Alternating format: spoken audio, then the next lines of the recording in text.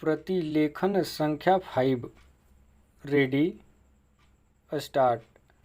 महोदय, बच्चों को जो ज्ञान प्राप्त हो वह अनुभव से प्राप्त हो, न कि केवल स्मरण शक्ति पर आश्रित रहकर रटाई द्वारा। उन्होंने सोचा था और उच्चतम शिक्षा शास्त्रियों का भी यही विचार है कि इस प्रकार से प्राप्त ज्ञान बच्चों में जागरूकता, कार्यकुशलता, स्वतंत्र भावना पैदा करता है, जो इस जीवन के संग्राम में बहुत सहायक हो सकता है।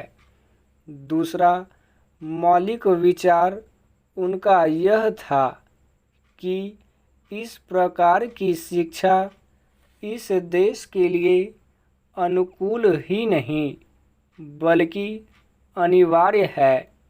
बच्चों से जो कुछ भी काम कराया जाए वह उत्पादक काम हो और उससे जो कुछ भी पैदा हो उससे शिक्षा का व्यय यदि पूरा नहीं तो अधिकांश निकल सके, क्योंकि यदि शिक्षा का व्यय दूसरे प्रकार से निकालने का प्रयत्न किया जाएगा तो वह बोझ इतना बड़ा होगा कि शिक्षा सार्वजनिक नहीं बन सकेगी।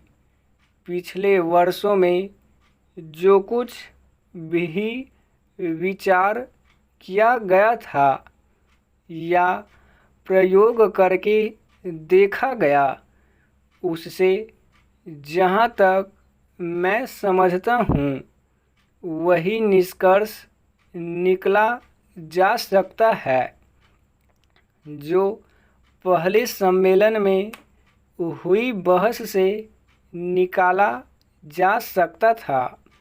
हमारे शिक्षा शास्त्रियों ने इस पद्धति की अनुकूलता और श्रेष्ठता तो मान ली थी, पर उनकी दृष्टि में इसके द्वारा शिक्षा का व्यय निकालना असंभव ही नहीं, अनुचित भी था। प्रयोग से देखा गया है कि इस पद्धति की उपयोगिता है और इससे पूरा नहीं तो अधिकांश व्यय निकाला जा सकता है।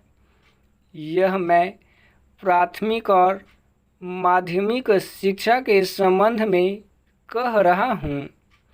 उच्च कोटि की शिक्षा के संबंध में अभी प्रयोग नहीं के बराबर हुआ है, इसलिए उसके संबंध में अभी कुछ भी कहना संभव नहीं है।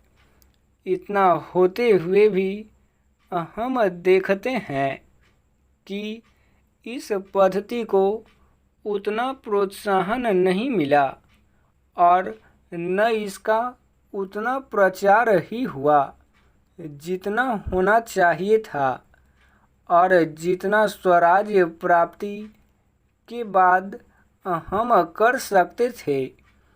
इसका कारण जहाँ तक मैं समझता हूँ यही है कि इसकी उपयोगिता प्रमाणित होने पर भी पुरानी पद्धति पर जो आस्था थी वह अभी दूर नहीं हुई है और इसी कारण शिक्षा के काम में जो व्यक्ति लगे हुए हैं उनका न तो इस ओर ध्यान गया है और न उन्होंने इस विषय पर गहराई से चिंतन ही किया है। आज भी हम इतना ही कह सकते हैं कि इस पद्धति का अभी केवल प्रयोग ही किया जा रहा है। इसे राष्ट्रीय कार्यक्रम मानकर हमारी सरकार ने उसको चालू करने का निश्चय नहीं किया और क्रियात्मक रूप से कुछ करने की बात तो नहीं के बराबर ही है। उसका परिणाम यह हुआ है कि पुरानी पद्धति की संस्थाएं दिन प्रतिदिन बढ़ती जा रही हैं और शिक्षा पर सरकार जो कुछ भी व्यय कर सकती है या करना चाहती है उसका बहुत बड़ा अंश उस पद्धति को ही बनाए रखने में व्यय हो रहा है और इस पद्धति को बहुत कम प्रोत्साहन मिला है। मेरा अपना विश्वास है कि शिक्षा में मौलिक परिवर्तन अवश्य किया जाएगा। स्टॉप।